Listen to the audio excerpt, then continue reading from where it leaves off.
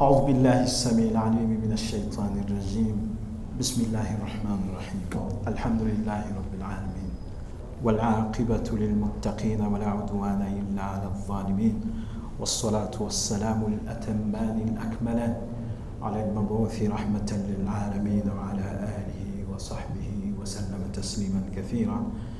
السلام عليكم ورحمة الله وبركاته.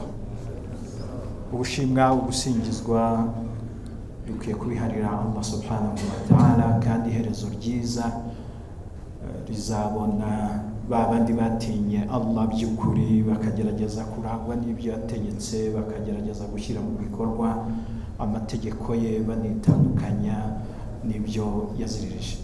Amahoro n'imico byuzuye n'ibisakare ku basozeje intumwa n'abahanuzi ari Muhammad sallallahu alaihi wasallam, we n'abiwe n'abasangira ngendo be n'abamukurikiye ndetse n'abazamukurikira kugera ku munsi w'imperuka. Amma ba'du ibadallah, nyuma y'ibyo bagaragu ba Allah subhanahu wa ta'ala, dusubukuye isomo ryacu twari twatangiye tuganira kuri kimwe mu bintu by'ingenzi bikwiye kuranga umuyisilamu ahari hose, ahagenda hose, ariko byagera muri ibada, by'umwihariko iswala iza kenshi mu buzima bw'umuyisilamu inshuro 5 ku munsi. Ntabwo ari ikintu cyoroshye, aho ngaho bikarushaho kuba umwihariko. Iyo ibada rero nta yindi ni al-khushu', no kwibombarika, no guca bugufi, no koroha, ukanorohera n'abakuzengurutse nabo ugendana nabo ubana nabo. Al-khushu' twibandaga cyane kwijyanye n'isengesho mu gusari kwacu, ni swala zacu, twibombarika gute, twumva gute ko turi imbere y'umuremyi Allah subhanahu wa ta'ala, duca bugufi kungana iki cyangwa se bingana iki igihe tugeze mu iswala by'umwihariko. Twaganiriye rero ku gisobanuro cy'iri jambo, tugerageza kubona ko ari ukwicisha bugufi no kwiyoroshya mu migirire y'umwemeramana muri rusange.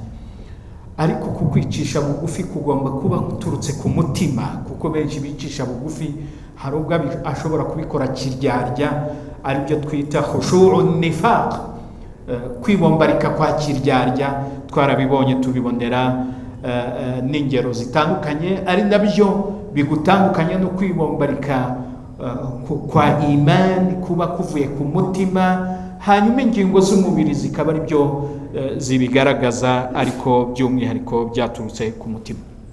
Iyo tugarutse rero ku bijyanye no kwibombarika mu iswala no guca bugufi no kwiyoroshya imbere y'umuremyi Allah subhanahu wa ta'ala, abamenyi bacu baradusobanura ngo huwa hudurul qalbi bayna yaday Allah ta'ala, nuko umutima wawe wowe usari ugomba kumva ko uhagaze imbere y'umuremyi uruta bose, usumba byose, uwaremye byose ari we Allah subhanahu wa ta'ala.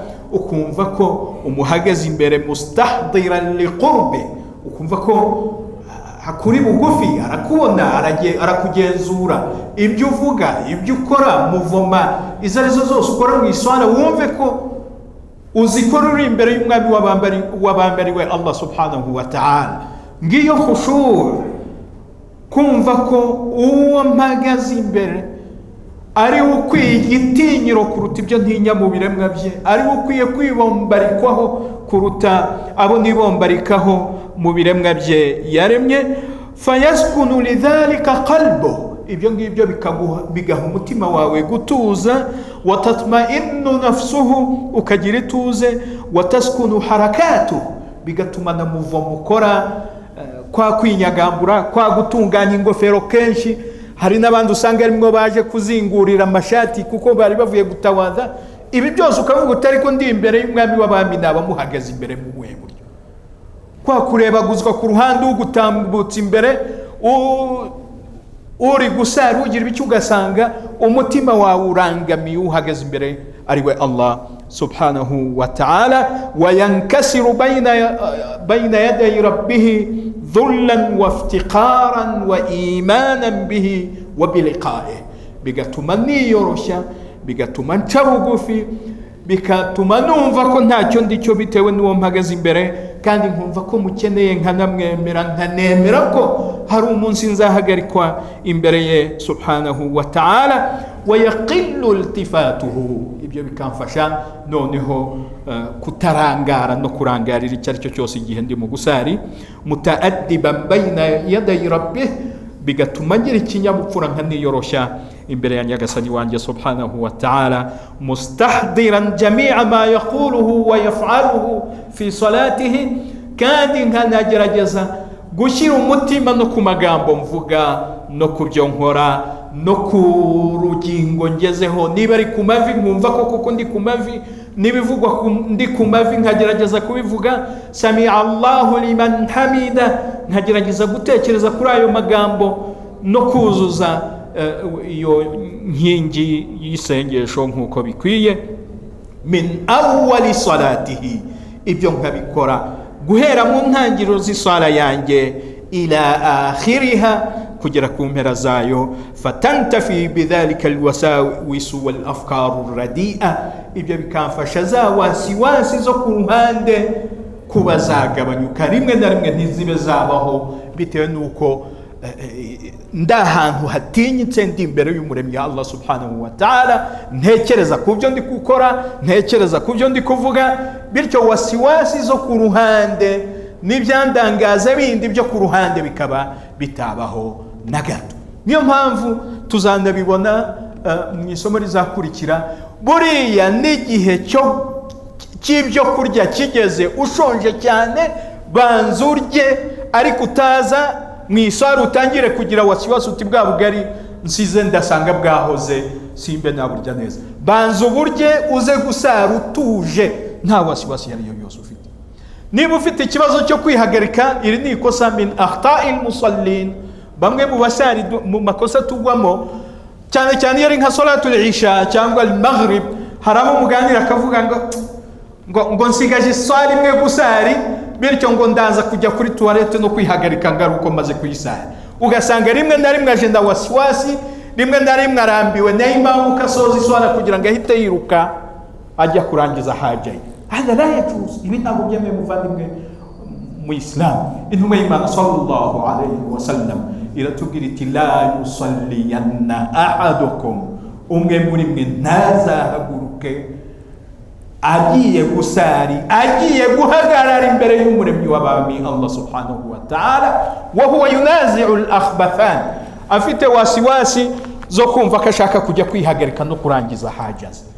Banza ubirangize, nibigufata mu iswala banza ujye ubirangize, utuje uje guhagarara imbere y'umwami w'abami. Niba mfite audience runaka n'umuyobozi mu bayobozi ba hano, ni afande runaka, ninde uwo ari we wese mu banyacyubahiro, nabanza kurangiza ibyanjye nkavuga nti sinjye guhura nawe nkakenera kujya kuri toilette, sinjye guhura nawe nkakenera ibi n'ibi, ukabanza ukitunganya ukajyayo wemye.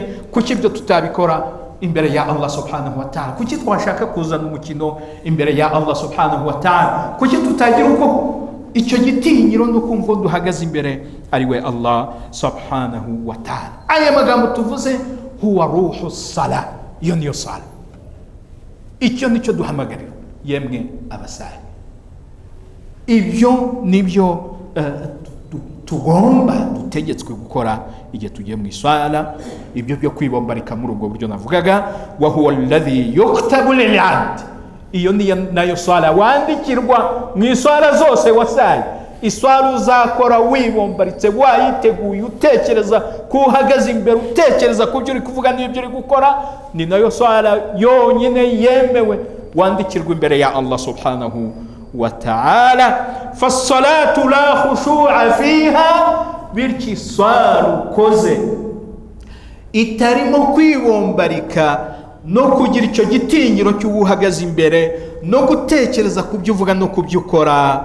Wala hudura qalb, ni swala ukoze umutima wawe udahari, wowe gusa urangamiye kuzuza rakenye, rimwe na rimwe ukanibagirwa izo wasayi, ubundi rimwe na rimwe nubwo imamu yasoma isura usanzwe uzi, ugasanga ntiwibuka kuri raka ya mbere isura yasomwe iswala nk'iyo ya wasiwasi muri ubwo buryo, iswala ukora wihuta uvuga ngo kanaka atancika, umukiriya atancika, iyo ntabwo ari iswala yakirwa mu by'ukuri muvandimwe mu Islam.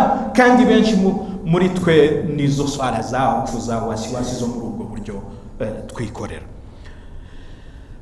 وإن كانت مجزأة مثابا عليها فإن الثواب على حسب ما يعقل القلب منها. buri bihembo by'iswala wakoze ubibona hakurikijwe umutima wawe wagize muri iyo swala, kuyitekerezaho wagize muri iyo swala.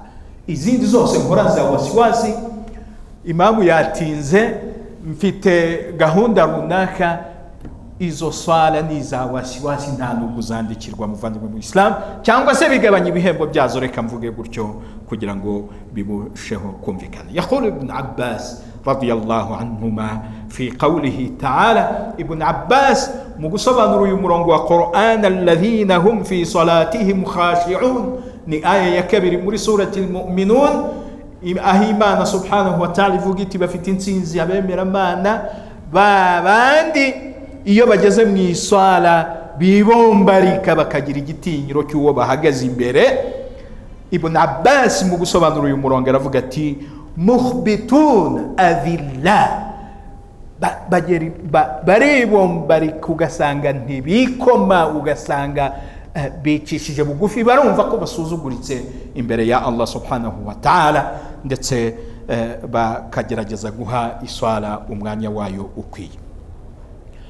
فالخشوع عباد الله, uku kwibombarika tugamije kuvuga muvandimwe mu Islam, ni ukwicisha bugufi, ni ukwiyoroshya, ni kugira igitinyiro cy'uwo mpagaze imbere ari we Allah subhanahu wa ta'ala. Kubw'ibyo man naqara naqra al-ghurab, wa wundi usenga pafu nk'uko inyoni mudondanga ibidonda igiti cukuramo umwobo, na surati al-Fatiha sinyirangije, na subhana rabbiyal azim wa bihamdihi mvuga ku mavi simbirangize, iyo sala ya vuba na huti, iyo ngiyo rwose ituma Allah subhanahu wa ta'ala abwira n'abamarayika ati muyisubize nyirukuyikora, kuko ndabona yayikoze nta kwibombarika agize. wakadhalika man lam yarfa ra'sahu min ar-ruku'i wa yastaqirra qabla an yankhafid, cyangwa se ni nk'uko tubona bamwe mu iswala zitandukanye tuba tubona batagerageza guhabura inkingi mu nkingi z'iswala. Wasanga na benshi muri twe tutazizi, dukoresheje ikizami tuti buri iswala ukora ni izihe nkingi zayo, ni ikihe mu bikorwa biyigize, kiramutse kibuzemo iswala itakakirwa. Wasanga benshi icyo kizami cyadutsinda. Benshi rero usanga nizo nkingi batazizi, cyangwa se baba banazizi bakazikora nabi, bazikorana wasiwasi. Ibyo biri mu bigabanya ibihembo by'iswala dukora. Ikindi kwibombarika bavandimwe b'Islam, al-khushu'u min al-ilmi an-nafi'. Niba hari ibyo tubwirwa twigishwa tuvuga ngo ubumenyi bufite umumaro, harimo no kwibombarika no kugerageza guha ukuri iswala yako, buri rugingo nkabyubahiriza. Ni kenshi ba imamu batwigisha n'abatwigisha iswala bakavuga bati niba ugiye sari wumva ko niba ari Allahu akbar ndivuge ndirangiza, kandi nanubahiriza uko intumwa y'Imana sallallahu alaihi wasallam yajyaga ibikora, nkaringaniza n'intugu ndetse nahateganye n'amatwi, najya ku mavi nuko nkunama koko nkuko bikwiye, atari uguheta umugongo cyangwa se ngo mbikore mu buryo butandukanye n'ubwo intumwa y'Imana sallallahu alaihi wasallam yabikoze. Igihe kimwe umusangirangendo umwe mu basangirangendo yinjiye aje gusari, intumwa y'Imana iri kuganira n'abasangirangendo bayo nk'uku nguku turi gutanga isomo muteze amatwi. Hagira uza nyuma aje gusari, aratangira arasari, anarangije intumwa y'Imana sallallahu alaihi wasallam iramubwira iti irji fa innaka lam tusalli, subirayo ntabwo wigeze usari, wongera usari. Arabikora bwa mbere, bwa kabiri, bwa gatatu, aravuga ati ya Rasulullah ntabwo nzi ibirenze ibi ngibi. No kuvuga ngo ubu buryo nayikozemo bwa mbere n'ubwa kabiri n'ubwa gatatu nibwo nzi. Intumwa y'Imana iramubwira iti nujya utangira gusari jya uha buri rugingo ukuri kwawe. Niba ari ukunama, unama koko wumve ko wunamye, ntabwo ari uguheta umugongo, nta nubwo ari ukunama cyane ngo ufate hasi. Buri rugingo rwubahirize nk'uko bikwiye. Niba ari ukunama ni ukunama, niba ari ukujya sujud ntabwo ari ugushinga igihorihori ngo ndebe ibitambuka inyuma yanjye, cyangwa se mu bundi buryo abantu bubama butari ukubama kwa nyabyo. Bityo buri rugingo rwubahirize nk'uko bikwiye, nibwo uzaba usaye iswala nyayo. Ngira ngo dufite n'igitabo cyanditswe n'umwe mu bamenyi, aravuga ati kayfiyati salati nabi, uburyo intumwa y'Imana sallallahu alaihi wasallam yajyaga isari nk'uko bikwiye. Kandi ibyo bikomoka no mu mvugo yayo sallallahu alaihi wasallam, aho ivuga iti sallu kama ra'aytumuni usalli, musari nk'uko mwambonye nsari. Ubundi buryo usengamo rero butandukanye n'ubw'intumwa y'Imana n'uburyo yakoraga iswala, ubwo nubwo wihimbiye ntaho bukomoka, nta n'imvano ufite, bwatuma n'iswala yawe itakirwa. حديث عن شداد بن أوس وعبادة بن الصامت رضي الله عنهما. أبني أبسانجر جندو بابير بنتم إيمان صلى الله عليه وسلم مرفوق متي كجيران الصلاة يا وياكير حتى لا ترى خاشعا. وقال عبادة إن شئت لأحدثنك بأول علم يرفع من الناس الخشوع، يوشك أن تدخل مسجد جماعة فلا ترى فيه رجلا خاشعا. برانا مبين ينتبه مروكا نوكي سوالي زاسي قراري أريمو كجا مري جيم كونا مكا بو السلام عليكم ناجي nta mutima uri kubyo nkora, nta gutekereza kubyo mvuga, yewe rimwe na rimwe ugasanga sinibuka ngo nahereye he nasoreje hehe, kuko umutima wanjye ntiwari uhari. dutegerejweho gusa hari n'umutima uhari. Iyi hadith yo kwa Shaddad yaravuze ati yushiku, ntabwo biri kure n'ubu wasanga tubana nabyo, yushiku an tadkhula masjida jama'atin, ati biri bugufi cyane ko wakinjira mu musigiti uteraniyemo imbaga bari gusari, fala tara rajulan khashi'an, ntubonemo umuntu n'umwe uri gusara iby'ukuri afite kwiyomborera. Utarebye mu gisenge abareba yirebera ku ruhande, cyangwa se rimwe na rimwe ugasanga koko urabibona ko ntahari. Burya n'umuntu muganira adahari uramumenya. Iyo umuntu muganira ukabona ntimuri kumwe uhita ubyibwira, noneho mu iswala niho wabiyoberwa. Yushiku an tadkhula masjida jama'atin, biri hafi biri bugufi tunabana nabyo, ukaba wakinjira mu musigiti, fala tara rajulan khashi'an, ukaba utabona n'umuntu n'umwe byibuza ufite ukwibombarika. فالحافظ ابن رجب، الحافظ مبمني الحافظ ابن رجب رحمه الله على تبقرة فالعلم النافع ومبمني بفتي نربو أكمرو هو ما باشر القلوب، نبمني بهندر المتما، نبمني بغيرا imitima, n'ubumenyi koko ubona ko umuntu atabuvuga ku rurimi gusa ahubwo bumuturutse ku mutima bukanahindura n'umutima we. Fa awjaba laha as-sakina wal khashyata wal ikhbat, bukatuma umubiri we umutima we afwan ukangarana, ugira kwibombarika no gutinya, wa tawadu'a wal inkisar, ndetse ugaca bugufi ukaniyoroshya. Allah subhanahu wa ta'ala muri surati Fatir aratubwira ati innama yakhsha Allah min ibadihi al-ulama, abatinya Allah by'ukuri ni babandi nabo batinya babitewe n'ubumenyi bafite n'igitinyiro bafitiye Allah subhanahu wa ta'ala. Abamenyi nibo burya batinya Allah subhanahu wa ta'ala by'ukuri. Ntabwo wasari muri ubu buryo turi kuvuga uramutse utarizi swala by'ukuri ngo umenye mahiya arkanuha, mahiya wajibatuha, mahiya adabuha, mahiya sunanuha. Ibyo byose ni ibintu byerekeranye n'iswala twebwe abasari dukwiye kumenya kugira ngo binatwongerere kwibombarika no kugirira igitinyiro Allah subhanahu wa ta'ala. Mu yindi aya Allah subhanahu wa ta'ala muri surati Zumar aravuga ati amman huwa qanitun ana al-layli sajidan wa qa'iman yahdharu al-akhirata wa yarju rahmata rabbih قل هل يستوي الذين يعلمون والذين لا يعلمون. Allah subhanahu wa ta'ala aravuga ati cyangwa wa wundi wibombarika buruko bukeye na buruko bwije, ijoro n'amanywa, yubama yunama, atinya imperuka no kuzahagarikwa imbere ya Allah subhanahu wa ta'ala, yiringiye impuhwe za Allah subhanahu wa ta'ala. Qul, babwire yewe Muhammad sallallahu alayhi wa sallam uti hal yastawi alladhina ya'lamun, ese babandi badafite icyo bazi, badasobanukiwe n'ibyo bakora, batazi uwo bahagaze imbere ye bakamukinisha uko biboneye. هل يستوي الذين لا يعلمون والذين يعلمون؟ هل يستوي الذين يعلمون والذين لا يعلمون؟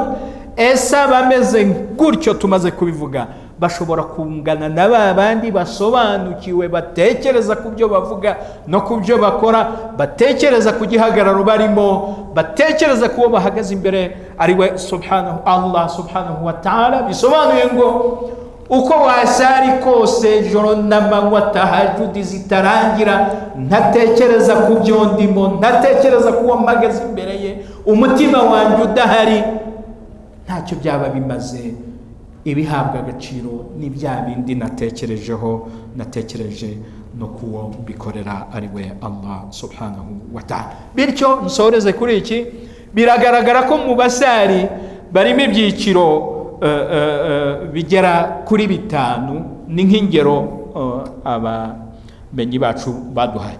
Hunaka mu basari hari man yantaqisu min wudu'iha wa mawaqitiha wa hududiha wa arkaniha.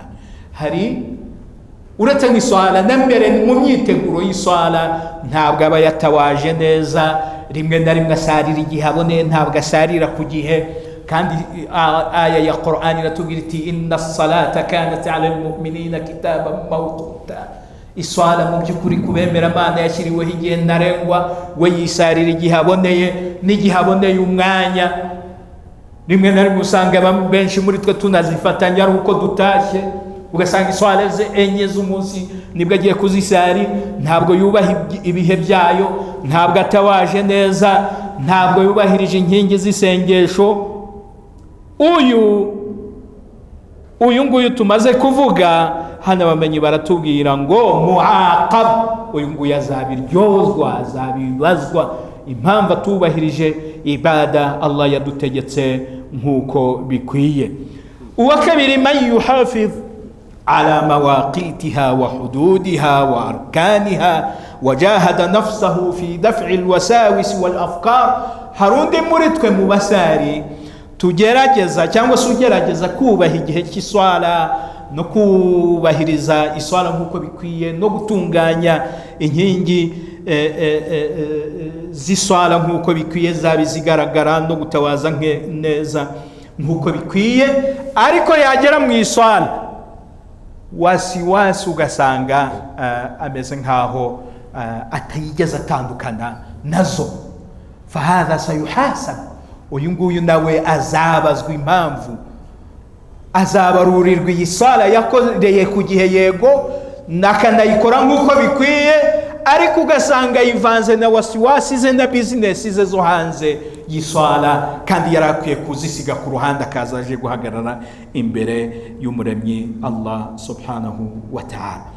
Harundi wa kane batubwira ngo man idha qama ila as-salati akmala huquqaha wa arkanaha wa hududaha wastaghraqa qalbahu mura'atu hududiha wa huquqiha. Uyu nundi ari nawe tugamije kwiga hano uyu munsi, ni wa wundi koko ibisabwa ngasari yabyubahirije, yasariye ku gihe, atawaza neza, yinjira mu musigiti umutima urahari.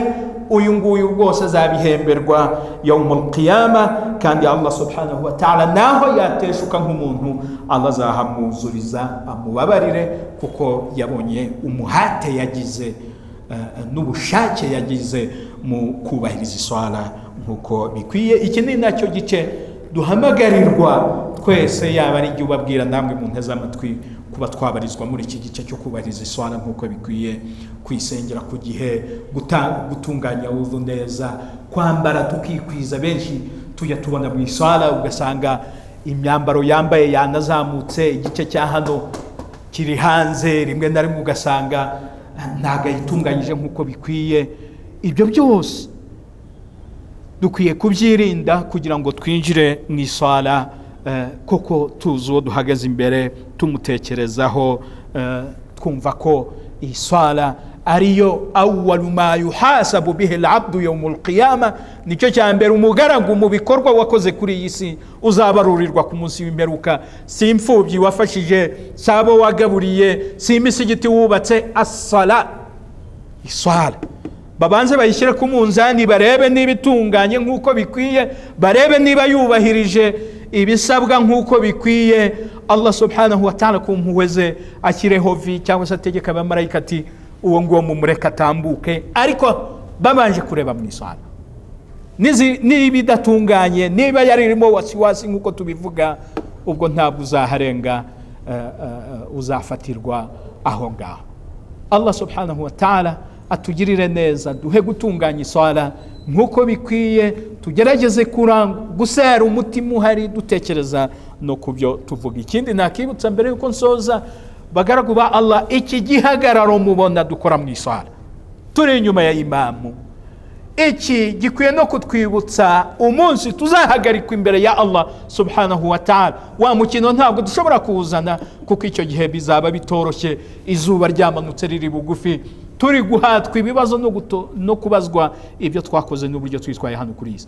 Iyi swala rero duhagararamo n'iki gihagararo tugira, byari bikwiye kutwibutsa icyo gihagararo cya yawmul qiyama, umunsi tuzaba duhagaze imbere ya Allah, yawma yaqumu an-nasu li rabbil alamin, umunsi abantu bose guhera ku wa mbere waremwe kugera ku wa nyuma uzaremwa tuzaba duhagaritswe imbere ya Allah subhanahu wa ta'ala.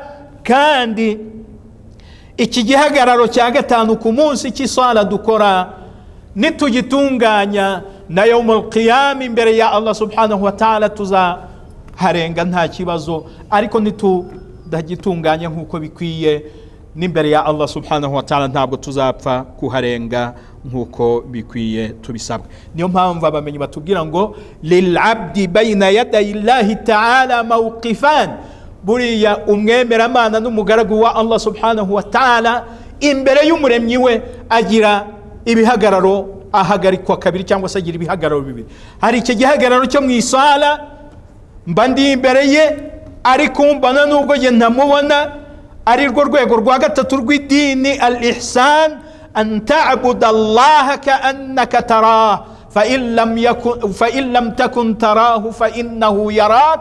Nuko mpagarara nkumva ko mpagaze imbere y'umuremyi Allah subhanahu wa ta'ala, nkumva kandeba, mbona, nkurikirana ku gato na kanini nkoze mu iswala no kuko mvuze mu iswala, kandi niba ntamubona nzirikane ko wambona angenzura. Icyo nicyo gihagararo cya mbere umugaragu agira imbere ya Nyagasani we subhanahu wa ta'ala. Igihagararo cya kabiri ni yawma liqa'ih, ni umunsi tuzaba duhuye n'umuremyi wacu Allah subhanahu wa ta'ala, tumuhagaze imbere agiye kutubarurira ibyo twakoze hano, igito n'ikinini, ibyo twakoze ku mugaragaro, ibyo twakoze twihishe, byose tugiye kubimurikirwa no kubyerekwa yawmul qiyama. Faman kana yarju liqa'a rabbih, wa wundi uzaba yiringiye kuzahura na Nyagasani we kuri iki gihagararo cyo ku munsi w'imperuka, falyamal amalan salihan wala yushrik bi'ibadati rabbih ahada, azakora ibikorwa byiza birimo gutunganya iswala turi kuvuga, kandi ntazabangikanye Nyagasani we n'ikindi icyo ari cyo cyose. Uyu murongo usoreza suratul kahf dusoma kenshi ku munsi wa ijuma. Ngiki cyo duhamagarirwa muri iri somo, ariko ntabwo rirangiye, tuzakomerezaho tureba ibindi bifitanye isano no kwibombarika by'umwihariko ku iswala duhamagarirwa, dutegetse twebwe nka bemera Mana subhanahu wa ta'ala. Allah tugirire neza, aduhe gukora iswala zitunganye, kandi koko twumve ko tuzikoze duhagaze imbere y'umuremyi wacu Allah subhanahu wa ta'ala. أقول الذي سمعتم وأستغفر الله لي ولكم ولسائر المسلمين من كل ذنب والسلام عليكم ورحمة الله وبركاته.